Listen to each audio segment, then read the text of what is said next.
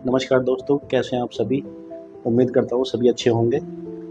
आज आपका स्वागत है हमारी नई वीडियो में। आज हमारे साथ जो भाई हैं वो एएसओ की पोस्ट पर कार्यरत हैं।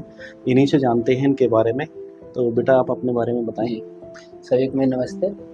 मेरा नाम हरमीत कुमार है और मैं पास ही गाँव बागड़पुर से बिलोंग करता हूँ। और मेरी जो स्कूलिंग हुई है एसएसबी इंटर कॉलेज से मैंने 12th करी है और एसएसबी पीजी कॉलेज से मेरी ग्रेजुएशन और पोस्ट ग्रेजुएशन हुई जो कि सीसीएस यूनिवर्सिटी के अंडर। और इस समय पर मैं assistant section officer in central secretariat और उसमें मेरे को पोल मिनिस्ट्री मिली हुई है जो कि मैं 2022 बैच का सिलेक्ट हूँ। तो हरमीत बेटा, आपने ग्रेजुएशन कब कंप्लीट करी और ग्रेजुएशन के बाद में आपका प्लान क्या था? जी सर, मेरी जो ग्रेजुएशन हुई थी दरअसल एक मेरे जब मैं 12th करी थी, 12th के बाद जब ग्रेजुएशन में मैंने एंटर करा तो मेरा 1 साल ड्रॉप हो गया। मतलब अच्छा। ड्रॉप ऐसा हो गया कि एक में मेरे एक सब्जेक्ट में बैग लग गई। ओके। उसके बाद में फिर मैंने पूरा ही साल ड्रॉप कर दिया, तो नेक्स्ट ईयर से अपना फिर से स्टार्ट करा ग्रेजुएशन। अच्छा। तो मेरी ग्रेजुएशन जो हुई थी 2020 में हुई थी और 2020 में ही मतलब 2020 में ही या 19 के लास्ट में जा कर के मैंने बैच लिया था ऑनलाइन। उससे मैंने तैयारी करना शुरू करा था एसएससी की। और उसके बाद में 20 में नोटिफिकेशन आता है एसएससी का और मेरा फर्स्ट अटैम्प्ट था 2020 का ग्रेजुएशन के बाद और फर्स्ट अटैम्प्ट ही मेरा क्लियर हो गया। और उसके बाद में मैं 2020 में मुझे जूनियर अकाउंटेंट मिला। एज ए जूनियर अकाउंटेंट मैं शिमला पोस्टेड था। शिमला में? जी तो बड़ा अच्छा लगा होगा शिमला के अंदर आपको हाँ, रहना। मतलब माहौल ठीक था, वेदर भी ठीक था वहाँ पर। तो उसके बाद में 2021 का मैंने एग्ज़ाम दिया क्योंकि मुझे शिमला मतलब एक होता है ना कि घर के पास में आना, क्योंकि हमारे घर के पास में दिल्ली पड़ता है। मेरा एम हो गया कि एसओ ही क्लियर करना है, राजधानी में रहना जी है। जी, क्योंकि हमारे घर के पास में पड़ता है ना। ओके। तो उसके बाद में फिर मतलब मैंने 21 का एग्ज़ाम दिया। 21 में मेरे को फिर 28 ग्रेड पे मिल रही थी तो मैंने डीबी स्किप कर दिया, उसका डीबी नहीं दिया मैंने उसका। फिर उसके बाद में 2022 का एग्ज़ाम दिया मैंने वहीं पर शिमला रहते हुए और जॉब के साथ-साथ मैंने तैयारी करी। अच्छा, साथ के साथ ही जी, तैयारी जी, करते जी। रहे। हाँ, मतलब जो ये नहीं सोचा कि मुझे बैठना तसल्ली से अभी ये हो नहीं, गया है, नहीं वो फिर पहली एम लगातार और आगे बढ़ने की जी, जी। उम्मीद। पहली एम क्लियर था कि एसओ ही लेना, घर के पास में जाना, क्योंकि और पोस्ट लेते हैं तो उसमें कम चांस रहते हैं कि दिल्ली मिले, क्योंकि हम दिल्ली के पास के तो उसमें कम चांस रहेंगे दिल्ली मिले। जैसे इनकम टैक्स इंस्पेक्टर हुआ, एक्साइज इंस्पेक्टर हुआ, मिल सकता है, पर उसमें ज़्यादा चांस रहते हैं साउथ में, क्योंकि वैकेंसी साउथ की तरफ ज़्यादा आती है। तो पहले ही क्लियर था एसओ का। तो उसके बाद मैंने फिर वहाँ पर तैयारी करी और 2022 में मेरे को असिस्टेंट सेक्शन ऑफिसर मिला है और अभी घर के पास में। तो अच्छा लगता है, घर के पास में आ बहुत जाते अच्छा। हैं जब घर के परिवार के साथ रहते हैं। मतलब जॉब के साथ साथ अपने घर को भी अच्छे जी प्रकार से संभाल सकते हैं। जी हाँ बहुत बढ़िया। अमित बेटा, आप ये बताएं कि आपने एसएससी ही क्यों चुना?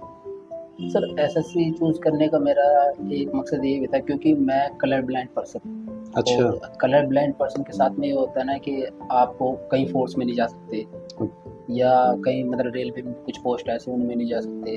तो एसएससी एकमात्र ऐसा मुझे लगता है कि उसमें बेल्ट वाली पोस्ट के साथ साथ में वैसे क्लरिकल या मतलब ऑफिस टाइप की पोस्ट भी हैं जो जिनमें कलर ब्लाइंड पर्सन चल जाता है। तो मेरा एक यही था, मतलब कलर ब्लाइंड था और मतलब ये एक मजबूरी हुई, पर मैंने इसे अपॉर्चुनिटी की तरह लिया। अच्छा। क्योंकि कहीं और ना जा करके इससे अच्छा है कि एसएससी में इतनी बढ़िया वैकेंसी निकलती है और पोस्ट भी अच्छी होती है, तो एसएससी करते हैं फिर। और उसके बाद फिर मेरे को एएसओ को पता चला कि एएसओ में ये प्रॉपर प्रोफाइल है उसका और सैलरी भी ठीक है। तो फिर एसएससी का शुरू करा एएसओ को चूज करते हुए। तो फिर ये सब एएसओ। ओके, तो हरमित बेटा, आपका स्टडी प्लान क्या रहा? कितना आप पढ़ते थे? घर वालों का सपोर्ट कैसा रहा आपको? जी इसके जी बारे में थोड़ा बताइए। स्टडी प्लान का हमारा थोड़ा ऐसा था, मतलब सुबह के टाइम जैसे यहाँ लाइब्रेरी में हमने ज्वाइन करा था। लाइब्रेरी 8 बजे ओपन होती थी। मैं मतलब 8 बजे के आसपास ही ओपन होते ही हाँ, वो तो आ मैं जाता देखता था जी। आपका सुबह एकदम से हाँ, आना। तो 8 बजे आना, 8 से फिर 12 तक पढ़ना। उसके बाद में लंच, लंच के बाद में फिर 1 से मतलब 3-4 बजे तक, क्योंकि मैं जनरली अपने खर्चे के लिए घर पर बच्चों को पढ़ाता था। अच्छा, ये तो भी साथ के हाँ साथ चलता जी, था। क्योंकि मतलब इकोनॉमिकली भी थोड़ा ठीक होना चाहिए, क्योंकि ओके। अब बुक लेनी है और भी कुछ काम होते हैं, खर्चे हम्म। होते हैं अपने भी। तो मैं 3 के बाद में 3-4 के बाद में बच्चों को पढ़ाता था। 3 तक मैं स्टडी करता था, उसके बाद में फिर बच्चों को पढ़ाया। फिर बच्चों को पढ़ाने के बाद में रात के टाइम डिनर के बाद में 1-2 घंटा फिर पढ़ते थे। उसके बाद में स्लीप और फिर रूटीन वही शुरू कर। तो घर वालों का सपोर्ट आपके लिए? घर वालों को सपोर्ट मतलब घर वाले काफ़ी सपोर्टिव थे इस मामले में। उन्होंने कभी मतलब अगर मैं पढ़ रहा हूँ तो उन्होंने ये नहीं कहा कि इस काम को करो या उस काम को करो। वो काफ़ी सपोर्टिव रहे, हमारे घर वालों की तरफ से काफ़ी सपोर्ट रहे। बहुत बढ़िया। बताएं, जो बच्चा एएसओ बनना चाहता है उसको क्या क्या करना चाहिए, किस प्रकार से अपनी तैयारी करनी चाहिए? जी जी, देखिए एएसओ बनने के लिए एसएससी एक एग्ज़ाम कंडक्ट कराता है जिसका नाम है सीजीएल, कंबाइंड ग्रेजुएशन लेवल। और जो एएसओ है एक ग्रेजुएट लेवल की पोस्ट है, ग्रेजुएशन के बाद में एएसओ के लिए अप्लाई कर सकते हैं। अब एएसओ में क्या है, जो एग्ज़ाम होगा उसके मतलब प्री, मेंस और मेंस के साथ में टाइपिंग कंप्यूटर टेस्ट होगा। प्री में generally English, GS, reasoning, math 25-25 question रहेंगे ईच। उसमें 50-50 नंबर का एवरी सेक्शन होगा। और मेंस में बात करते हैं, मेंस में भी सेम यही रहेगा, रीजनिंग मैथ्स के 30 क्वेश्चन, जीएस के 25 क्वेश्चन और इंग्लिश के 35 क्वेश्चन। 1/3 की नेगेटिव मार्किंग रहेगी मेंस में। और उसमें जी, उसमें पहले क्या होता है, पहले डिस्क्रिप्टिव होता था सीजल में, पहले डिस्क्रिप्टिव होता था। वो डिस्क्रिप्टिव को हटा करके कंप्यूटर का ऑनलाइन टेस्ट करवाया, उसी में एक्सेल, एमएस वर्ड उसी में टेस्ट लेते हैं। और अब डिस्क्रिप्टिव हटा दिया, क्योंकि डिस्क्रिप्टिव में जनरली क्या होता था, ऐसा होता मतलब रैंडमली नंबर दिए जाते जो मुझे लगता है, क्योंकि ऐसे मेरे साथ में एक्सपीरियंस हुआ है। मैंने एक बार 2019 का सीएचएसएल दिया था। सीएचएसएल में मेरे 64 मार्क्स थे, जो कि मेरा 2019 का सीएचएसएल नहीं हो पाया। फिर 20 में मैंने करा दोबारा से सीएचएसएल दिया। सीएचएसएल और सीजीएल दोनों में डिस्क्रिप्टिव होता था, अब दोनों से हटा दिया। तो सीएचएसएल में वहीं मेरे नंबर 2020 में जो आए थे वो आए थे 38 मार्क्स, जो कि बहुत बड़ा गैप है, अनइक्वलिटी कुछ ऐसा। तो इस वजह से मतलब वो डिस्क्रिप्टिव हटा दिया है। उसके बेस पर अब कंप्यूटर टेस्ट होता है और टाइपिंग टेस्ट होता है। टाइपिंग टेस्ट की स्पीड जो होती है 28 मिनट पर। ओके, तो इसमें आपने अपनी तैयारी के साथ साथ ज़्यादा कौन सी बुक रीड करी है आपने?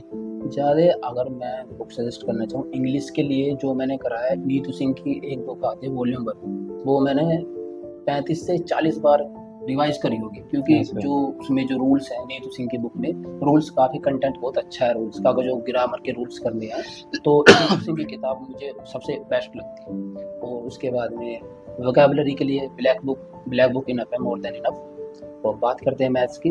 मैथ्स में मैंने एक ऑनलाइन बैच लिया था, उसी से मैंने प्रैक्टिस करी है। उसके बाद में बस प्रैक्टिस के लिए मैंने उनकी पीडीएफ लगाई है, ऑनलाइन बैच लिया था मैंने और मॉक्स दिए, उससे मेरे मैथ्स में ठीक ठाक स्कोर बन रहा था। और इस बार 2022 के मेंस में मेरे 90 आउट ऑफ 90 थे मैथ्स में। बात करते हैं जीएस की। जीएस तो मैंने लूसेंट से कवर करी थी, लूसेंट और करंट अफेयर। बात करते हैं रीजनिंग का मैंने एक बैच लिया था, सर एक है और उनका बैच लिया था। और उसके बाद मैंने कभी रीजनिंग का मतलब देखा नहीं, क्योंकि रीजनिंग इतना हार्ड एंड फास्ट रूल नहीं है कि उसे बार बार पढ़ते रहो। एक बार पढ़ लिया मोर देन इनफ है, बस उसकी अच्छे से प्रैक्टिस कीजिए और हो जाएगा रीजनिंग। हरमित, ये पूछना चाहूँगा कि आप जैसे तैयारी कर रहे थे तो सोशल मीडिया से आप कितने जुड़े रहे? जी, सोशल मीडिया का थोड़ा सर ऐसा है, देखिए हर चीज़ के दो पहलू होते हैं, एक नेगेटिव एक पॉजिटिव। ऐसे ही सोशल मीडिया का थोड़ा ऐसा है, अगर आप उसे मतलब अच्छे वे में यूज़ करते हैं तो पॉजिटिव रिजल्ट आएगा, अगर गलत तरीके से यूज़ करते हैं नेगेटिव रिजल्ट आएगा। अब सोशल मीडिया मेरा ऐसा था, क्योंकि मैंने ज़्यादातर बैच ऑनलाइन ही लिए।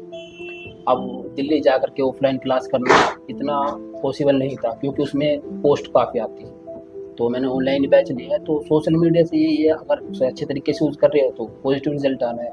अगर आप फेसबुक, इंस्टा या और अदर सोशल मीडिया चीज़ यूज़ कर रहे हो तो उससे तो फिर नेगेटिव इफेक्ट आएगा ही आएगा। मतलब सिर्फ अपनी सोच का फर्क जी है। जी। ओके। हरमित बेटा, आप विजन लाइब्रेरी के साथ कब जुड़े और विजन लाइब्रेरी से आपका कैसा एक्सपीरियंस रहा? जी सर अगर मैं गलत नहीं हूँ तो आपकी लाइब्रेरी 2021 में अप्रैल के मंथ में ओपन हुई थी, शायद 2 या 3 को। पूरा याद है आपको? जी जी। तो और मुझे एक दोस्त ने कॉल करा था, तो उसने कहा भाई छावनी में पहली लाइब्रेरी ओपन हुई है तो चलते हैं, क्योंकि घर पर वो माहौल नहीं मिल पाता जो लाइब्रेरी मिलता है। तो हम जिस दिन ओपन हुई थी उसके 2-3 दिन बाद ही हमने शायद 5 या 6 में हमने ज्वाइन करा था अप्रैल में ही। तो अप्रैल में हमने ज्वाइन करा। उसके बाद में फिर मतलब लाइब्रेरी का माहौल इतना अच्छा है, एनवायरनमेंट मतलब पढ़ने वाला था, और बच्चे पढ़ने वाले आते थे सारे के सारे। उनके साथ में कुछ छोटे भी थे, कुछ बड़े भी थे, जो हमसे सीनियर थे, हमसे जूनियर थे। अब जो सीनियर थे उनसे डाउट बहुत अच्छी तरह से क्लियर होते थे। और यहाँ का जो मतलब एक होता है ना एनवायरनमेंट जो बना रखा है, किस तरीके का पढ़ने वाला माहौल है या नहीं है। जैसे आपने मतलब स्ट्रिक्टनेस बहुत ज़रूरी है, स्ट्रिक्टनेस बहुत ज़रूरी है, क्योंकि बच्चे जनरली क्या करते हैं, लाइब्रेरी में आ रहे हैं, एसी में बैठ रहे हैं और मोबाइल चला रहे हैं, मतलब पढ़ाई कम करने आ रहे हैं और अदर काम ज़्यादा करते हैं। तो आपकी स्ट्रिक्टनेस की वजह से मतलब जो बच्चे यहाँ पर पढ़ रहे हैं वो पढ़ेंगे ही, सिर्फ पढ़ने ही आ रहे हैं। तो ये यहाँ का एनवायरनमेंट में काफ़ी अच्छा लगा है का। आप भी काफ़ी सपोर्टिव थे कि बच्चे नहीं पढ़ रहे हैं तो उन्हें मोटिवेट करना कि पढ़ो, और अगर जो बच्चे कुछ गलत काम कर रहे हैं तो उन्हें मतलब समझाना है कि ऐसे नहीं, ऐसे करो, ठीक है। ओके हरमित बेटा, आपसे मिलकर बहुत खुशी हुई, बड़ा अच्छा लगा। और ऊपर वाले से दुआ करते हैं आप इसी प्रकार से आगे बढ़ते रहें, प्रोग्रेस करते रहें। Thank you, thank you. तो दोस्तों, ये थी हमारी वीडियो। आपको कैसा लगा कमेंट में बताएं। और आपको एक मैं ये मैसेज देना चाहूँगा कि यूपी पुलिस का एग्ज़ाम का डेट आ चुका है। आप अपने माँ बाप का अच्छे से सपना साकार करें और मेहनत करें। जी सर।